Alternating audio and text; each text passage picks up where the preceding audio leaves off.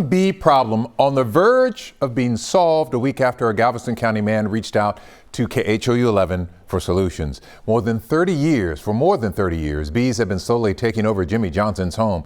Now, thanks to our story and a local nonprofit, the bees are finally being evicted. Katira Winfrey has the story tonight from Hitch. The beekeepers tell me there are 3 colonies along this wall, and while they will be able to remove the bees, there's now another problem. For 35 years, Mr. Jimmy Johnson has felt the sting of these unwanted guests. They moved in and wouldn't move out. I figured they're going to come home one day and find my stuff packed up, sitting on a porch where they didn't put me out. Were the bees? Yeah, the bees. He first spoke to our Michelle Choi, showing her how the bees had taken over this outside wall and started making it inside.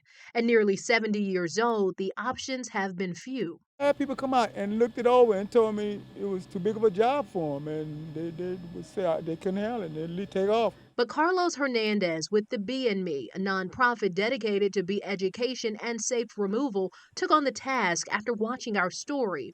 And today he began the long process of removing the hives and smoking out the resident bees. They just got started. That's nothing. Wait till they get a little further. 3 colonies live in the wall. One is already gone. He'll tackle the rest later, hoping that spray masks the bee scent and insulation plugs the gaps and keeps them from coming back.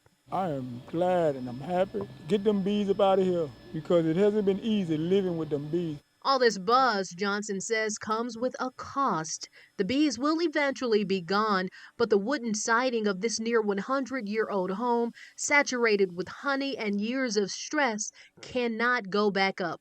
They ain't gonna be able to put the house back together because a lot of the material they're taking off has been saturated with the honey. You can't put a nail in it to put it back up. Johnson says 30-plus years is a long time to wait, and while the trouble isn't gone, he's willing to wait a bit longer for a long-term solution. I am very hopeful to see the work going on. I'm glad and I'm happy that these people are trying to help me out.